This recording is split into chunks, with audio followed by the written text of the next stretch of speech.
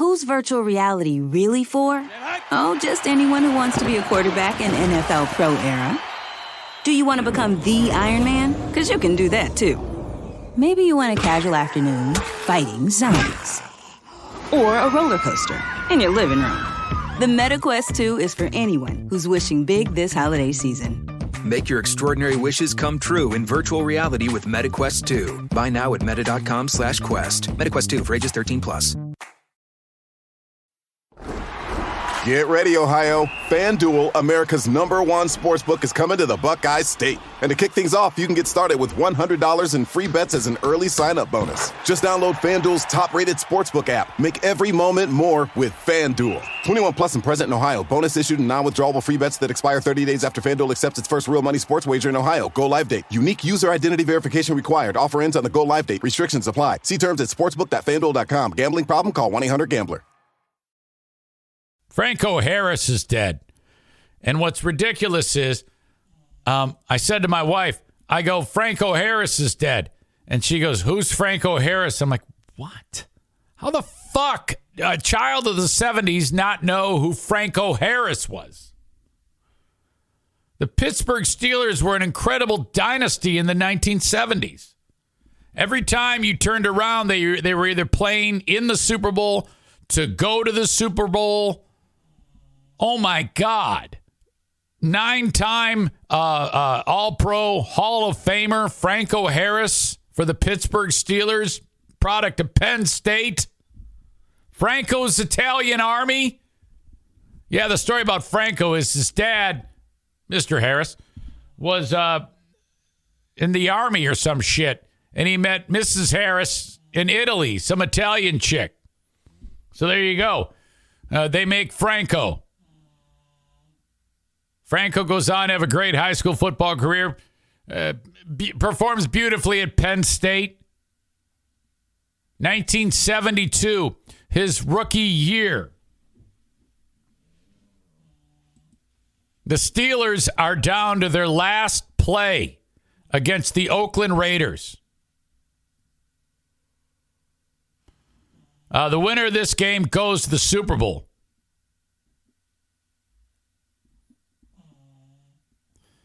Terry Bradshaw flushed out of the pocket on the last play of the game. He's got nowhere to go with the ball. He throws a fucking desperation pass over the middle to Frenchie Fuqua, who Fuqua is about to get murdered because the most feared man to ever play the game, Jack Tatum, is setting up shop in the middle of the field. Now, Tatum was stupid. All he did was headhunt players his entire career as a safety in the NFL. He sees Fuqua running over the middle trying to catch his ball. Now, if he caught it, he's going nowhere. He's 35, 40 yards from the end zone. Fuqua goes running on the ball.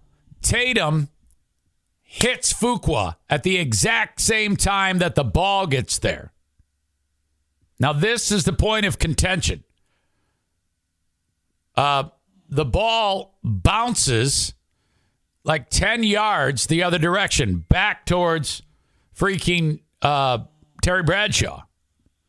Running up to pick up the deflected ball before it hits the ground is Franco Harris. And he picks up the ball before it hits the ground and runs for a fucking touchdown. Now, there's 2 or 3 things that stand out here as that were a point of contention. If Fuqua for the Steelers touches that ball first, the ball is dead based on the rules at the time. But there's no fucking way that Fuqua could have touched that ball with his hands and then it to bounce that far. It had to have hit Tatum or the ball hit both of them or something like that, which made it a live play. But these scumbag Raiders have said forever that, oh no, Fuqua touched it and fuck him. Well, the ball goes flying, and then the other point of contention was, did Franco trap the ball? And he didn't. It's been ruled by several players, even on the Raiders, that no, he caught it in the air. If he trapped the ball on the ground, it's dead. But he didn't. He caught the ball. He ran it in for the touchdown. Fans run on the field. It's crazy. Holy shit. Raiders lose. John Madden goes, he can't believe it. Well, I was rooting around online, and I discovered that there is a piece of film that kind of adds a little bit more definitiveness to this. This is known as the Immaculate Reception. This is like the most famous play. If you were to ask any football historian about the list of famous plays that have ever happened, you know, it takes a lot to get into this list. Music City Miracle, for the modern era, would remember that crazy-ass play. And the beautiful thing about the Music City Miracle is that there was controversy around that, too. Did that ball go backwards? And at the time, it didn't look like it. But I think the guy's name was Kevin Dyson, right? Is that who that was? Caught that ball, but he kind of had to lean back for it. The ball was definitely going. Was it Wycheck? Wycheck to Dyson and then down the sidelines, a Music City Miracle? Now I got to see it. Whenever you have a play that's named as something spectacular like that, was it, let's see, or was it, who was that fullback? Kevin, was it Neal? Alonzo Neal? Lorenzo Neal? Is that his name? Okay. Audio check. I was living in Knoxville when this play happened. I remember watching this on TV live, the Music City Miracle. Before I get to that, let's see. Yes, it was Frank Wycheck to Kevin Dyson. But didn't Lorenzo Neal hand the ball off to Wycheck? Lorenzo Neal, the fullback, he was running to the right because they squib kicked it, and then he can't throw, so he hands it off to Wycheck for some reason. I think that's what happened. All right, let me back up here. I'm fucking everything up. I just started doing something different on the podcast. Hold on. Audio check, video check. Where's my brain? Okay. I'm confusing myself here, is what I'm doing. Sometimes that happens. Okay. This is the Music City Miracle. Absolutely incredible moment. In what has been a magical season to this point. If they do, they need it now. Of course it's against the Bills. Oh, my God. I had forgotten it was the Bills. One of the biggest hard luck teams in the history of the NFL, the Buffalo Bills. Christie kicks it high and short. Going to be fielded by Lorenzo Neal at the 25. Pitches it back to Wycheck. He throws it across the field to Dyson. He's got something. Pitches it back to Wycheck. So he throws it. Let me see where he throws this. Pitches it back. He jumps. And the ball is right on that yard marker. To Wycheck. He throws it across the field. I don't know. I think that was right on the fucking line. Maybe over. Field to Dyson. He's got something. 30, He's got 40, something. 50, He's got it. 40, He's got it. 20, 10. He's got it. End zone. Touchdown Titans. There are no flags on the field. I think there should have been a flag there. It's a miracle. Tennessee has pulled a miracle. Do the I don't know about that one. I think there's other views of that because I remember seeing other views of that made me think otherwise. So maybe I should just shut up. All right. So this is, now there's no sound to this because it's taken from like some high atop the arena. There's no play-by-play in this. So, all right. This is the play. Bradshaw back. Flushed out of the pocket. And then he lets it go. Here's Fuqua right here. Here's Tatum. He's about to destroy Fuqua.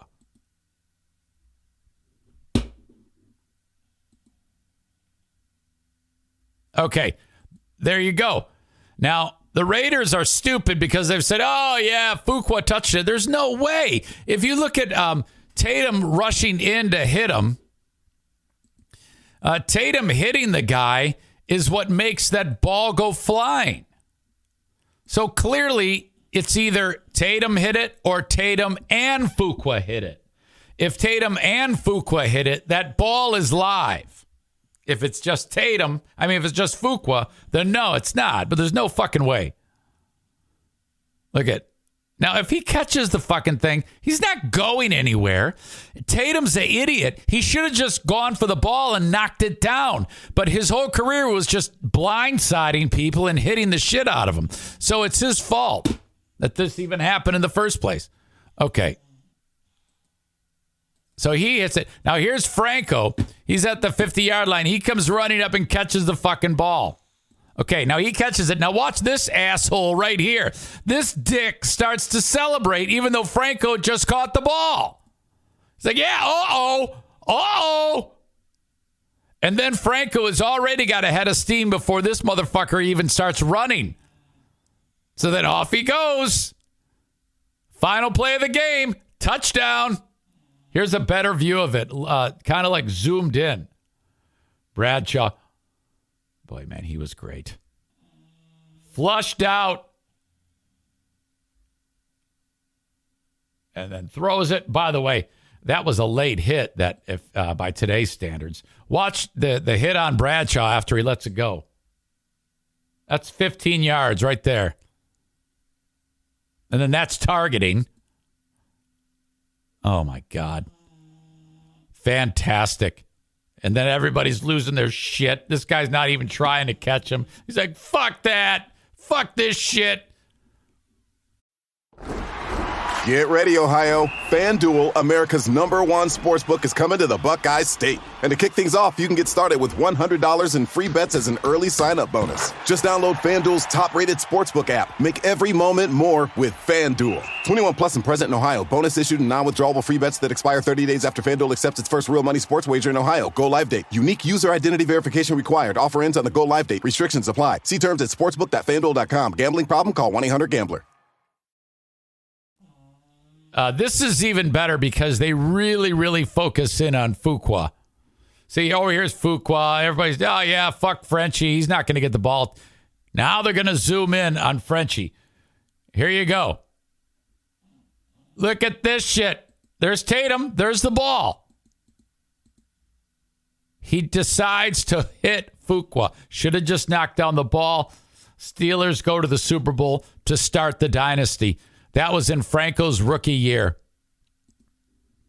Man, I was, I didn't even follow the Lions in the 1970s. It wasn't until 1980 that I saw my first Detroit Lions football game.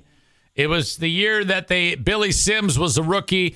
The team traveled to Los Angeles after the previous year. They were 2 wins and 14 losses. And the Lions beat the shit out of the Rams. That's when I became a Lions fan. But prior to that, I barely watched football. But I knew about the Steelers.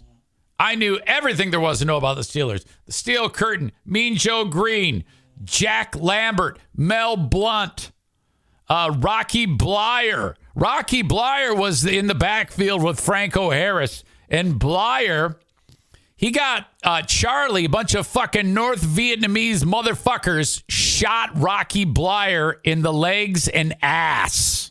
He got shot in Vietnam. All right, war's over for you. They operate on him. He can't even fucking walk.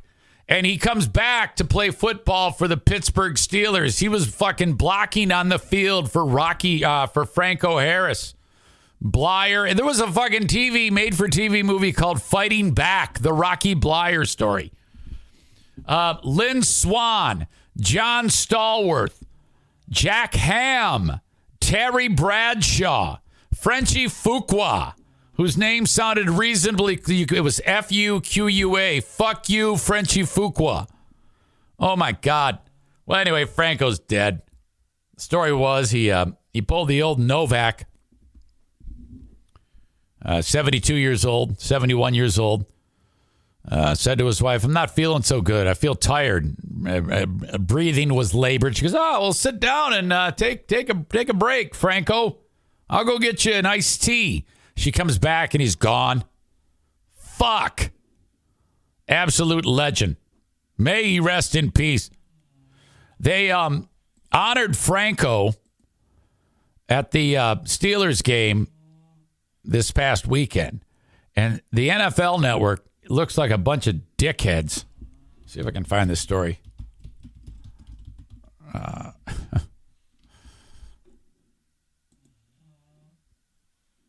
Yeah. Oh, boy.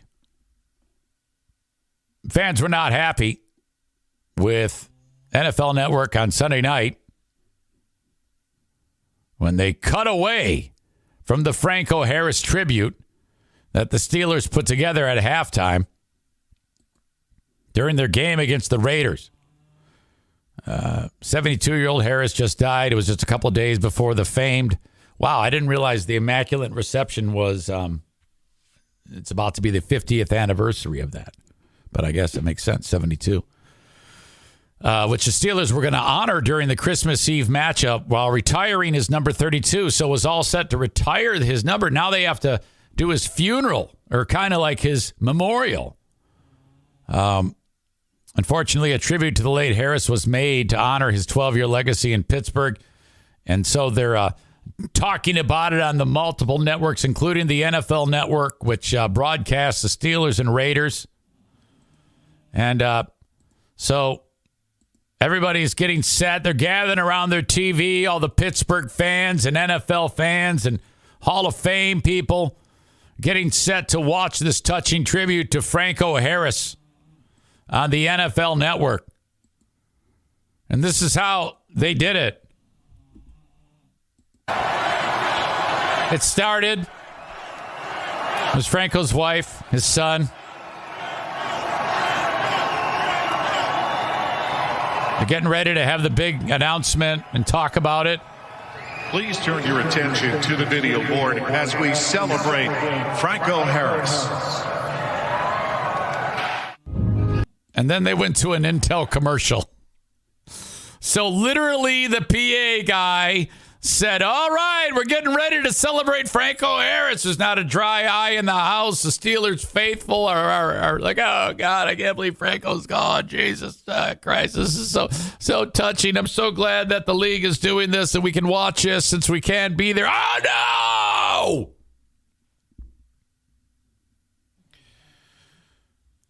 How the hell did the NFL Network spend the entire week teasing this Franco Harris ceremony, teasing it during the pregame, teasing it during the game to cut away?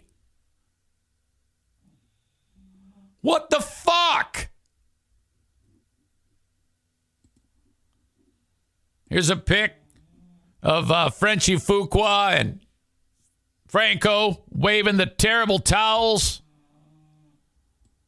Oh, my God. People are so pissed off about this.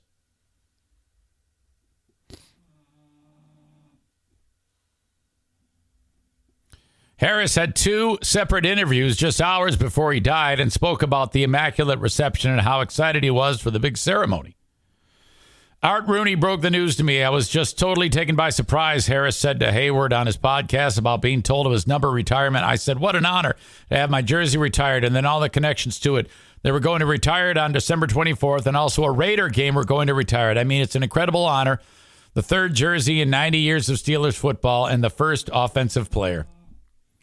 In that 72 season, Harris was the Rookie of the Year. He rushed for 1,055 yards and 10 touchdowns.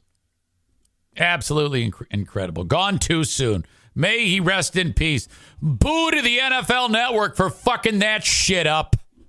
My God. What a bunch of idiots. Holy shit.